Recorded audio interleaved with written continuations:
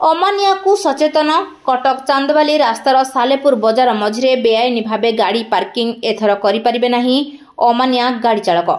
सालेपुर बजार रे उपुजुथिबा ट्राफिक समस्या को नहीं सालेपुर तहसील पक्षरु डाकबाजी यंत्र माध्यम रे सचेतन करने सहित सालेपुर तहसीलदार जयंत जयसिंह सालेपुर आईआईसी मनोज कुमार स्वाइन मिलित भावे सालेपुर बजार रे दुकान करिथिबा समस्त दुकानी और बेआईन पार्किंग करिथिबा समस्त गाड़ी चालकों को सचेतन करथिले।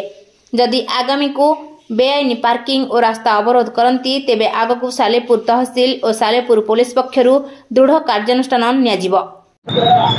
आमे किछि दिन हबो आपनक माध्यम रे आमे सब जानिबा को पाइलु सालेपुर बजार टारे बहुत ट्रैफिक समस्या होछु। लोक माने नाइ नथिबा असुविधार सम्मुखीन होछंती। ताको भित्ति करी सालेपुर बजार रे केबे ट्रैफिक समस्या न हबो जो व्यवसाय बंधु माने तांका दुकान परिसर को रास्ता ऊपर को बढ़ी चलीछंती से मानकर रास्ता ऊपर जबरदखल हटेया पई तांको आज आमे सचेतनता कर देकी जाउछु।